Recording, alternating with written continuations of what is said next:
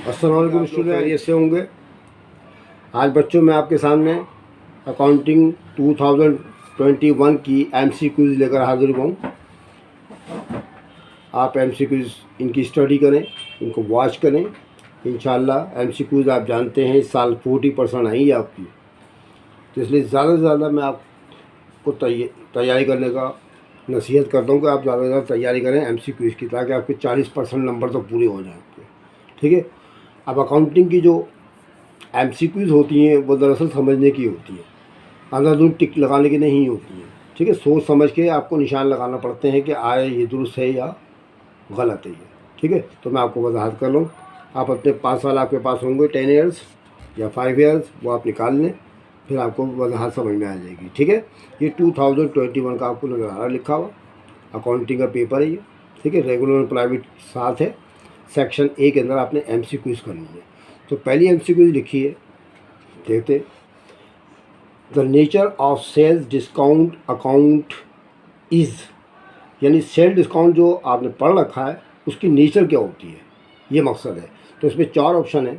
Number 1 revenue, number 2 expense, number 3 कंट्रा asset और कंट्रा revenue. इसमें 4 option है। हालांकि इसके अंदर इसके आंसर लगे हुए, मैं इसको थोड़ी वजाहत करूँगा। बेटा, सेल्स डिस्काउंट जो होता है दरअसल सेल करने के ऊपर जो हम डिस्काउंट लोगों को देते हैं ना, यानी डिस्काउंट अलाउड जो करते हैं वो कहलाता है। ठीक है, और इसकी नेचर जो होती है, पहले मैं अपने रेवेन्यू लिखा है। ठीक है, आमदनी तो नहीं हो सकती क्योंकि हमने उनको डिस्काउंट दिया है। नंबर 2 एक्सपेंस, ये हमारा अखराजात भी नहीं हो सकते क्योंकि हमने कोई पेमेंट तो नहीं करी है उनको। ठीक है, डिस्काउंट दिया है। और ये कंट्रा एसेट है। कंट्रा एसेट का मतलब ये हमने कोई एसेट में से तो इसको माइनस नहीं किया है ना। ठीक है, ये कंट्रा रेवेन्यू है। दरअसल सेल्स एक रेवेन्यू है। सेल्स रेवेन्यू एक आमदनी है हमारी, उसमें से हम माइनस करते हैं सेल रिटर्न या सेल डिस्काउंट को। तो सेल डिस्काउंट की नेचर जो हो जाएगी कंट्रा रेवेन्यू कहलाएगी। ठीक है, कंट्रा रेवेन्यू किसे कहते हैं? कंट्रा के माने आप इस तरह समझ लें कि किसी भी रेवेन्यू में से माइनस करना। ठीक है, इसीलिए हम सेल्स में से, ये जो नेट हमारी सेल्स होती है ना, सेल, उसमें से हम निकालते हैं, माइनस करते हैं क्या? Sale discount. तो इसलिए इसको कंट्रा रेवेन्यू कहा जाता है। तो कभी भी सेल डिस्काउंट अगर आपके पास आया करे तो आपने कंट्रा रेवेन्यू लिखना है। ठीक है, टिक लगा हुआ पहले आपके पास भी होगा। नंबर 2 आ गया कमीशन अर्न। कमीशन कमा लिया गया, कमीशन जो है कमा लिया गया, बट नॉट रिसीव, लेकिन अभी वसूल नहीं किया। इज़ ट्रीटेड एज, तो उसका ट्रीटमेंट कैसे करेंगे? वो क्या चीज़ है? ठीक है, यानी हमने कमीशन कमा तो लिया लेकिन अभी वसूल नहीं किया। इसका मतलब ये हुआ हमारा क्लाइंट्स के ऊपर उधार है, हमारा कमीशन जो है लोगों पर उधार है। ठीक है, अब इसकी नोयत देखनी है कि इसको हम कहाँ लिखेंगे। नंबर 1 इनकम में लिखेंगे, नंबर 2 एसेट्स में लिखेंगे, नंबर 3 लायबिलिटीज़ में लिखेंगे या एक्सपेंसेस में लिखेंगे। ठीक है, तो इसका आंसर जो होगा बेटा, जब भी आपके पास कमीशन अर्न आ जाए बट नॉट रिसीव, इसका मतलब होता है कमीशन रिसीव्ड या एक्रूड कमीशन। एक्रूड कमीशन हो या कमीशन रिसीवेबल हो, वो हमेशा याद रखें करंट एसेट होती है, तो चुनाचे आप एसेट में लिखेंगे। ठीक है, इसको आप एसेट में लिखेंगे। क्यों? समझ गए आप? तो इसको करंट एसेट में आपने पुट करना है, इसको एसेट के तौर पर रिकॉर्ड करना है आपने। नंबर 3 आ गया लिस्ट ऑफ ऑल अकाउंट्स। ठीक है, list of all account balance is called. ठीक है, सारे अकाउंट्स की जो लिस्ट होती है उसका जो बैलेंस है मालूम करते हैं, बताइए इसको क्या कहते हैं? तो पहला नंबर है जनरल। जनरल में तो आप जानते हैं उसमें कोई लिस्ट नहीं बनाते। ट्रायल बैलेंस, ट्रायल बैलेंस में लिस्ट बनाते हैं और इसका आंसर है। अगला तीसरा नंबर है लेजर। लेजर अकाउंट में आप टी अकाउंट बनाते हैं, स्केलेटन फॉर्म या स्टैंडर्ड फॉर्म टी अकाउंट बनाते हैं, उसके अंदर भी कोई लिस्ट नहीं बनती। और अकाउंटिंग इक्वेशन, आप जानते हैं कि एसिड बराबर होती है लायबिलिटी जमा प्रोप्राइटरशिप, उसमें भी कोई लिस्ट नहीं होती है। तो ये बेटा ट्रायल बैलेंस ऐसी वाही चीज़ हो गई। ठीक है, ट्रायल बैलेंस जिसको हम प्री क्लोजिंग ट्रायल बैलेंस भी कहते हैं, तो ऐसी अकाउंट है जिसके अंदर सारे अकाउंट्स का हम जो है क्या करते हैं, लिस्ट बना के उसका आंसर निकालते हैं। ठीक है, डेबिट क्रेडिट दोनों साइडें बराबर लेके आते हैं, तो उसको ट्रायल बैलेंस कहते हैं। ठीक है बेटा, ये आप याद कीजिएगा। नंबर 4 है accrued expenses account nature. Accrued expenses, देखिए बेटा, एक्रूड के कुछ और भी अल्फाज आते हैं। एक्रूड भी आ सकता है, आउटस्टैंडिंग भी आ सकता है, और अनपेड भी आ सकता है और पेबल भी आ सकता है। 4 लफ्ज़ होते हैं दरअसल इसके। ये 4 लफ्ज़ जो है एक्रूड के तौर पर इस्तेमाल किया जाता है। ठीक है, मैं आपके सामने चारों लफ्ज़ दे देता हूँ ताकि आइंदा कभी आए तो आप इसको कर सकें। देखें, एक तो हो गया एक्रूड, ACCRUED एक्रूड। दूसरा हो गया अनपेड, और तीसरा हो गया पेएबल, और चौथा हो गया आउटस्टैंडिंग। इन चारों के माने बेटा क्या होते हैं, लाइबिलिटीज़ के तौर पर रिकॉर्ड होते हैं ये सब। इनका मतलब होता है हम पर उधार कर्जा चढ़ा हुआ है लोगों का, ठीक है, एक्रूड के माने समझ में आ गया। तो चुनाचे ये चारों में से कोई सा भी लफ्ज़ आएगा तो उसका ट्रीटमेंट कैसे होगा वो इसके अंदर बताया जाएगा, ठीक है, समझ में आ गया। तो ये मैंने लिख दिया।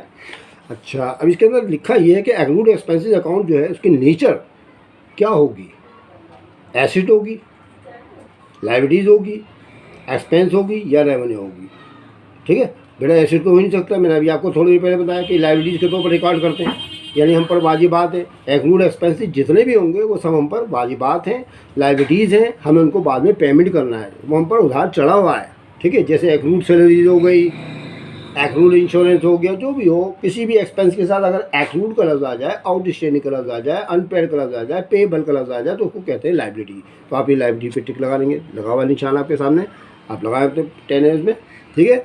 नंबर 5 है the axis of assets over capital.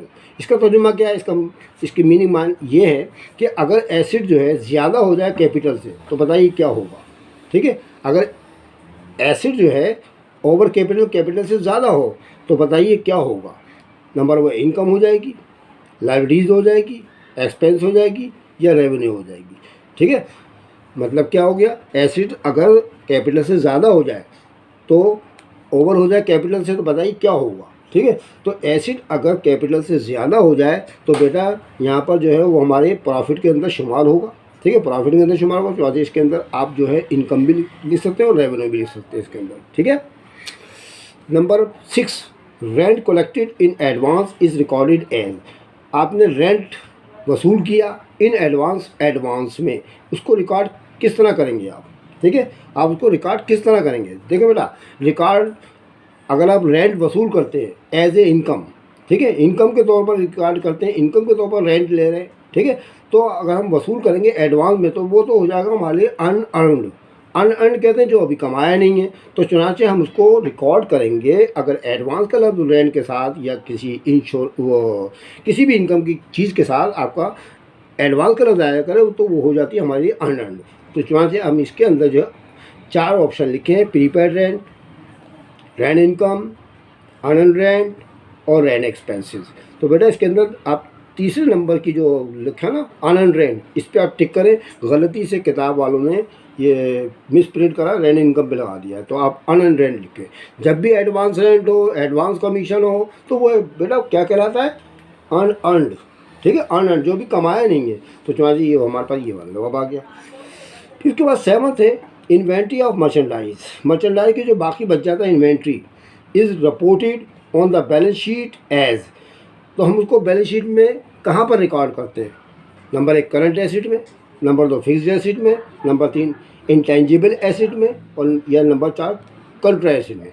तो उसको हमेशा याद रखें कि बैलेंस शीट के अंदर इन्वेंट्री जो होती है दिसंबर 31 यानी एंडिंग वाली, ठीक है, वो रिपोर्ट की जाती है करंट एसेट के अंदर। तो करंट एसेट में आप बैलेंस शीट आपने पढ़ रखी होगी, बैलेंस शीट आपने बनाई भी होगी, तो उसके अंदर करंट एसेट लिखी जाती है। सबसे पहले आप करंट एसेट में कैश लिखते हैं, फिर अकाउंट रिसीवेबल लिखते हैं, फिर मर्चेंडाइज इन्वेंट्री का नंबर खुद ब खुद आ जाता है, ठीक है। मर्चेंडाइज इन्वेंट्री जो होगी दिसंबर का करंट एसेट के तौर पर रिकॉर्ड की जाती है, ठीक है, बैलेंस शीट के अंदर।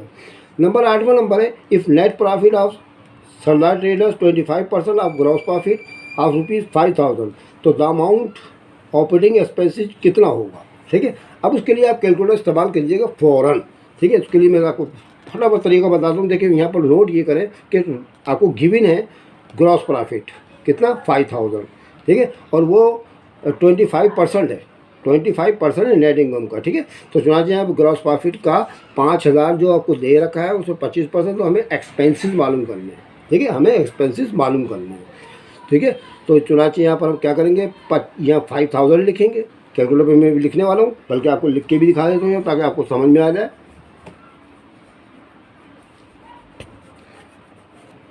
5,000 लिखें आप, मल्टीप्लाई का निशान डालें, और ये देखें कितने परसेंट लिखा हुआ है सवाल के अंदर, आपको लिखा हुआ है 25%, ठीक है, 25% लिखा ना बच्चों। ये इसको आप कसर को यानी फ्रैक्शन को उल्टा करके लिखें, 25% को 100/25 कर दें आप, ये आपको ना 100/25, ठीक है। अब 5,000 को 100 से मल्टीप्लाई करें, 25 से डिवाइड कर दें,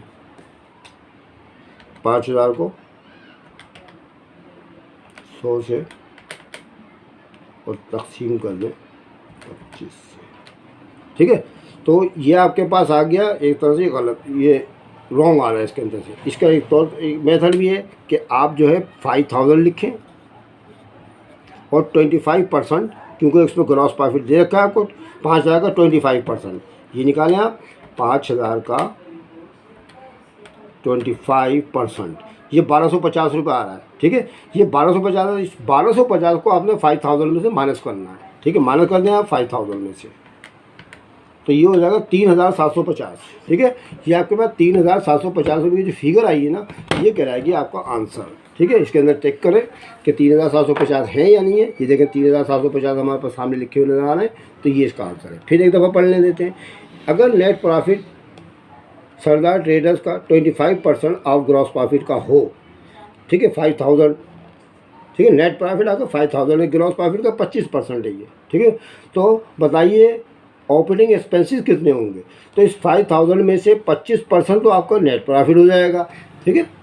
नेट प्रॉफिट हो जाएगा तो हमें ऑपरेटिंग एक्सपेंसेस मालूम करने हैं। तो सीधा सीधा तरीका करेंगे, 5,000 कैलकुलेटर पर प्रेस करेंगे और 25% मालूम कर लेंगे, तो हमारे पास जो रकम आएगी उसको माइनस कर देंगे 5,000 में से, क्योंकि वो तो नेट प्रॉफिट आ जाएगा ना हमारे पास। हमें एक्सपेंसेस मालूम करने हैं इसके अंदर, तो चुनाचे एक्सपेंसेस मालूम करने के लिए 5,000 से माइनस करना पड़ेगा। फिर एक दफ़ा करके दिखा दो मैं।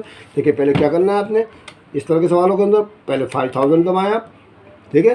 फिर मल्टीप्लाई का निशान दबा के 25 डिवाइड बाय 100 कर दें आप, ठीक है। डिवाइड बाय 100 कर दें तो ये आ जाएगा आपके पास क्या, नेट प्रॉफिट।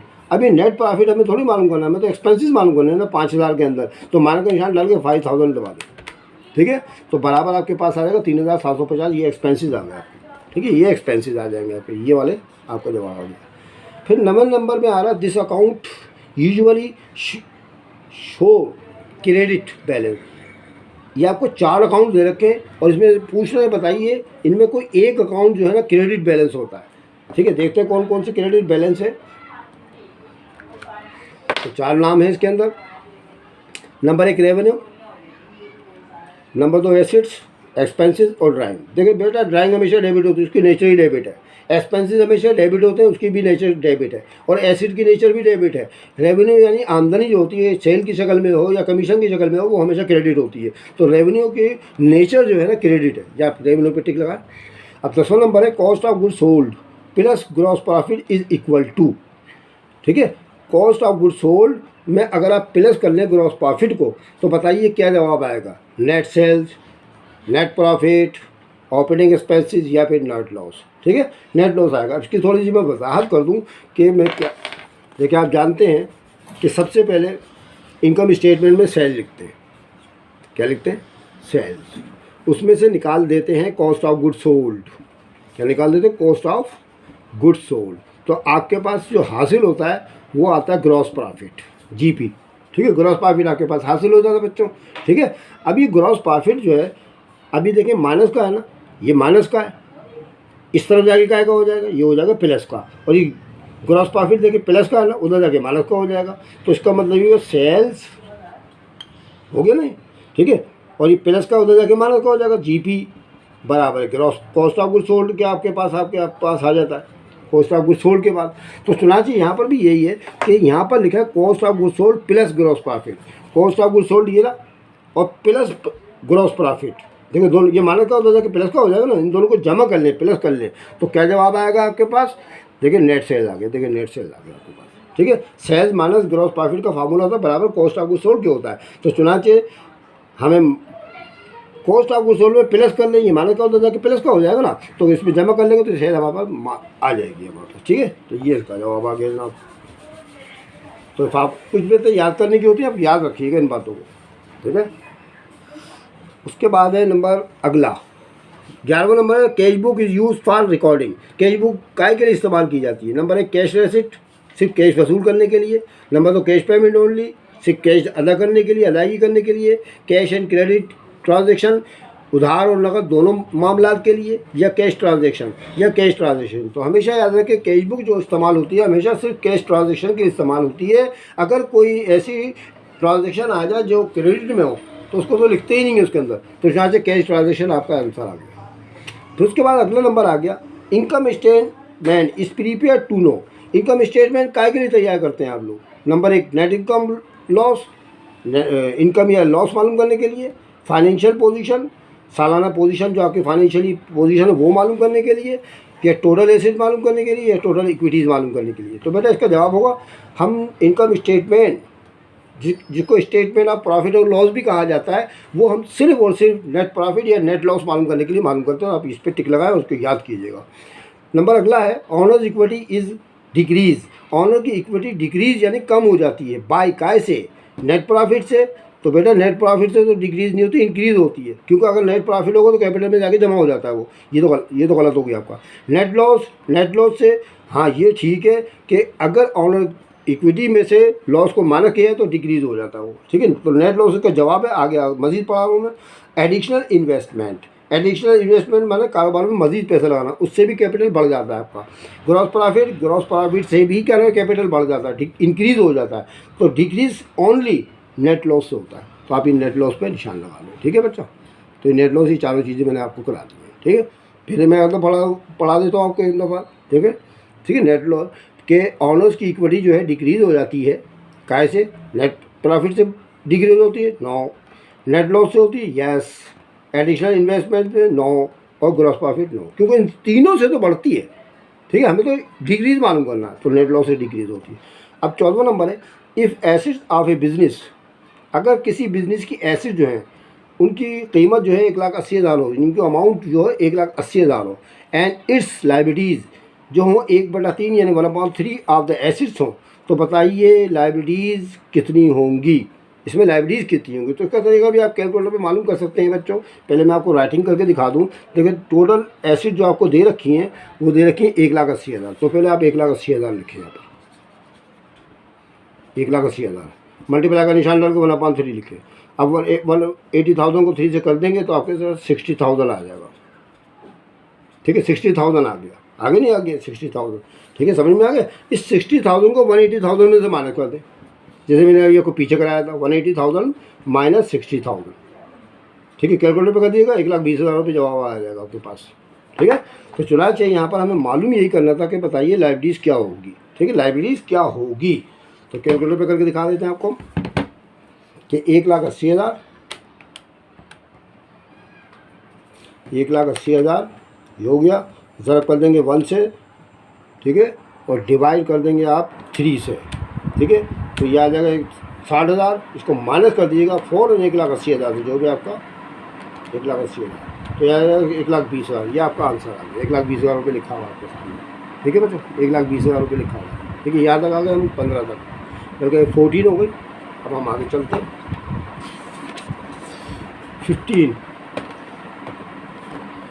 15 जो है आपके सामने किताब अपने 10 में भी देख लें। This can not be classified as a liability. इनमें से एक चीज़ जो है ना, ये 4 चीज़ें जो आपको 4 ऑप्शन दे रखी हैं, इनमें से एक चीज़ जो है लाइबिलिटी नहीं होती, इसको आप लाइबिलिटी के खाते में नहीं लिख सकते, ठीक है। तो देखते हैं कौन कौन सी। बैंक ओवरड्राफ्ट बेटा क्रेडिट होता है और ये लाइबिलिटीज़ होती है, ठीक है। ये लाइबिलिटीज़ है हम पर, यानी बैंक वालों को लोन चढ़ा हुआ हम पर। नंबर अगला बैंक लोन भी क्रेडिट होता है, इसलिए भी लाइबिलिटीज़ है। अनअर्न्ड इनकम जो हमने कमाई नहीं है, जो मैंने आपको पीछे कराया था, ठीक है। अनअर्न्ड इनकम वो भी लाइबिलिटीज़ है। ऑफिस सप्लाई जो बेटा एक एसेट है। इन चारों के अंदर से ऑफिस सप्लाई जो है लाइबिलिटी नहीं है, तो ये मतलब था इसका कि इन चारों में बताइए कौन सी लाइबिलिटीज़ नहीं है। तो इसके अंदर ऑफिस सप्लाई जो है ना, ये लाइबिलिटीज़ नहीं है, ये एसेट है, हो गया। फिर उसके बाद 16 है an amount paid from the business for the electricity bill of the owners residence will be treated as. इसका तर्जुमा ये है कि ऐसी रकम जो अदा कर दी जाए बिजनेस में से ऑनर के घर के बिजली का बिल अदा करने के लिए, तो बताइए इसको क्या कहेंगे? क्या मतलब? देखिए ऑनर को जैसे लग रहा है, अगर आप याद रखें, ड्राइंग करनी है, ठीक है। ज़ाती इस्तेमाल के लिए ऑनर ने पैसे निकाला बिजली का बिल अदा करने के लिए, तो सुना ये पूरी लाइन का मतलब ये हो गया कि ऑनर्स के घर का बिजली का बिल अदा करना था, ये यूटिलिटी बिल अदा करना था, तो उसके जो रकम निकाली जाएगी उसको क्या कहेंगे? उसको ड्राइंग कहेंगे। ठीक है, यहाँ पर मज़ीद और भी लिखा, यूटिलिटी एक्सपेंसेस कहेंगे ना, ड्राइंग कहेंगे यस, क्योंकि ऑर्डर करना लफ्ज़ है। कैपिटल कहेंगे नहीं, कैपिटल तो उसको कहते हैं जो कारोबार में पैसे लगाते हैं। इलेक्ट्रिसिटी एक्सपेंसिव कहेंगे, इलेक्ट्रिसिटी एक्सपेंसिव नो। ठीक है, क्योंकि ज़्यादा इस्तेमाल के लिए, अपने घर के इस्तेमाल के लिए उसमें निकाले ना बिजली का बिल अदा करने के लिए, तो ड्राइंग कहेंगे। अगला नंबर है 17, journal are also called book of. Journal को जो है दूसरे अल्फाज में कहा जाता है, ठीक है, जिस called a book of. Number 1 final entries, इसमें फाइनल एंट्रीज रिकॉर्ड की जाती हैं। ओरिजिनल एंट्रीज रिकॉर्ड की जाती हैं। फाइनेंशियल स्टेटमेंट बनाया जाता है, इसमें ये ट्रायल बैलेंस बनाती है। तो मेरा इसका जवाब है ओरिजिनल एंट्री। इसमें सब तरह की ओरिजिनल जो ट्रांजेक्शन्स होती हैं ना, उनको हम रिकॉर्ड कर देते हैं, उनको एंट्रीज रिकॉर्ड करते हैं। ये आपका टिक लगा दो इसमें। फिर 18 है current liabilities are considered to be paid off settled. Current liabilities जो है ना, बताइए उनकी पेमेंट करने की डेट क्या होती है, कितने दिनों में चुकाया जा सकता है करंट लाइबिलिटीज़ को, तो उनकी मुद्दत क्या होती है। तो बेटा इसमें 4 मुद्दतें लिखी हुई हैं। एक तो होगा 12 मंथ यानी 1 साल, 15 month before delivery of goods purchase, यानी कि डिलीवरी ऑफ गुड्स परचेज करने से पहले ही अदा कर दिया जाए, या आफ्टर 5 ईयर। तो बेटा 12 महीने होते हैं। तो करंट लाइबिलिटीज़ दरअसल उन तमाम लाइबिलिटीज़ को कहा जाता है जिनकी अदायगी 1 साल के अंदर अंदर करनी होती है। तो वो 12 मंथ ही 1 साल कहलाता है आपका। ठीक है, 12 मंथ पे आप टिकला। अब अगला नंबर है this account normally shows debit balance. इन चारों में से एक चीज़ डेबिट है, बाकी सब चीज़ें गलत है। तो ये देखना पड़ेगा। देखिए सेल्स तो होता है क्रेडिट, छोड़ दें। Cell return and allowance debit होता है, ये सही है, यहाँ लग जवाब ठीक है आपका। अब आगे देखें, अकाउंट पेबल क्रेडिट होता है, उसकी नेचर। कैपिटल की नेचर क्रेडिट है, सेल्स की क्रेडिट है, तो ये सेल रिटर्न की नेचर होगी डेबिट। तो आप इस सेल रिटर्न पे टिक लगाएंगे। उसके बाद है a brief explanation below each entry is called. आप हर जर्नल बनाने के बाद एक लाइन, छोटी सी लाइन लिखते हैं उसकी एक्सप्लेनेशन करने के लिए, तो उसको क्या कहते हैं। तो बेटा मैंने आपको जनरल के सवाल करा के हर एंट्री रिकॉर्ड जब मैं करता था, कैश डेबिट कैपिटल क्रेडिट या जो भी जिस नोयर के, तो नीचे एक लाइन लिखता था मैं। ठीक है, उसकी वजाहत करने के लिए, जैसे Ali started business, purchase merchandise on cash लिखता था ना, नहीं लिखता, उसको नरेशन कहते हैं। ठीक है, मैं बताना भी था कि नरेशन इसकी है, तो नरेशन कहते हैं उसको। दूसरे नाम भी और लिखे, ठीक है, आइडेंटिफिकेशन और रूलिंग ऑफ और बैलेंसिंग। तो बेटा इसमें नरेशन याद कर लीजिएगा। उसके बाद अगला नंबर है an entry with 1 debit and 1 credit is called. एक ऐसी एंट्री जिसके अंदर एक चीज़ डेबिट हो और एक चीज़ क्रेडिट हो, मतलब कैश डेबिट कैपिटल क्रेडिट। ठीक है, कैश डेबिट कैपिटल क्रेडिट, तो उसको कहा जाता है क्या, simple entry. Simple entry. Double entry वो होती है जिसमें एक से ज़्यादा डेबिट और क्रेडिट मौजूद है, उनको कंपाउंड एंट्री कहते हैं। देखिए 2 नंबर पे लिखा हुआ अभी ये कंपाउंड एंट्री, अभी आगे जाके आपके पास आने हुई वाला है। कंपाउंड एंट्री इसको कहते हैं जिसमें एक से ज़्यादा डेबिट एक से ज़्यादा क्रेडिट हो। यहाँ पर तो सिंपल लिखा हो ना, देख लें कि एक एंट्री डेबिट हो, एंट्री के अंदर ऐसी एंट्री जिसमें एक डेबिट हो और एक क्रेडिट हो, तो उसको कहते हैं सिंपल एंट्री। चले हो गया। फिर उसके बाद है an overdraft balance in cash book is by nature. Overdraft balance जो होता है कैश बुक के अंदर, बताइए इसका ट्रीटमेंट क्या किया जाता है, बतौर ताकि लाइबिलिटी के, इनकम के, कैपिटल के या एसेट के। तो लाइबिलिटीज़ के तौर पर रिकॉर्ड किया जाता है, क्योंकि ओवरड्राफ्ट तो है ये लाइबिलिटीज़। ठीक है, तो लाइबिलिटी के तौर पर रिकॉर्ड करते हैं कैश बुक के अंदर, इसको हम माइनस में लिखते हैं। उसके बाद अगला नंबर है the term impress system is concern with the. ये इम्प्रेस सिस्टम एक सिस्टम का नाम है अकाउंटिंग के अंदर। ये किस चीज़ में आप इस्तेमाल करते हैं? नंबर 1 कैश बुक में करते हैं, नंबर 2 परचेज जर्नल में करते हैं, नंबर 3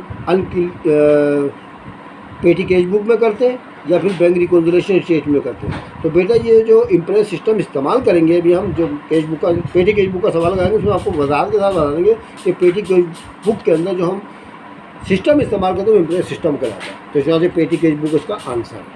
ठीक है, उसके बाद है अगला unclear cheque refers to. Unclear cheque अगर लिखा तो बताइए इसको माने क्या होते हैं।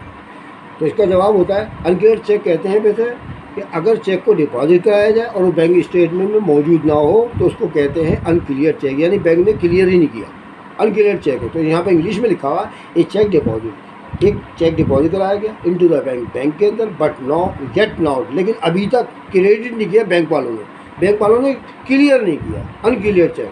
तो चुनांचे इसको कहते हैं डिपॉजिट कराया जाए और वो बैंक में मौजूद ना हो, ठीक है। Cheque deposit but not show in bank statement, या cheque deposit but not clear by bank, कुछ भी लिखा हो तो वो कहलाता है बेटा अनक्लियर चेक के हिसाब में, ठीक है।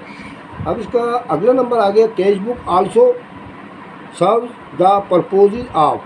कैश बुक में हम जो है इस मकसद के लिए भी इस्तेमाल करते हैं। Number 1 cash ledger, number 2 special journal, number 3 cash journal और पेटी कैश बुक। तो ये कैश बुक जो है हम इस्तेमाल करते हैं, और दूसरे मकसद कौन से मकसद के लिए?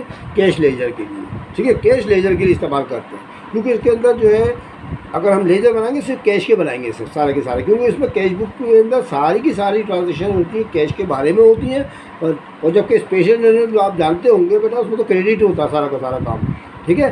तो चुनांचे ये हम कैश लेजर के लिए इस्तेमाल करते हैं। तो बेटा मैंने आपको ये 2021 की तकरीबन सारी करा दी, आप इनकी प्रैक्टिस कीजिएगा, आप इनको याद कीजिएगा, ठीक है। और इंशाल्लाह अगली वीडियो के अंदर मैं आपको 2019 की कराऊंगा। आप जो है ज़्यादा से ज़्यादा MCQs याद कर लें, क्योंकि 40% मैंने इसका पेपर में आएगा। तो मुझे उम्मीद है कि आप अगर जितनी ज़्यादा याद कर लेंगे इतने अच्छे नंबर आपके आने का चांस है, ठीक है। अगर आपको मेरी वीडियो अच्छी लगे तो उसको लाइक करना मत भूलें, अपने दोस्तों और साथियों को शेयर करें। इंशाल्लाह अगली वीडियो में फिर आपसे मुलाकात होगी, तब तक के लिए खुदा हाफिज़।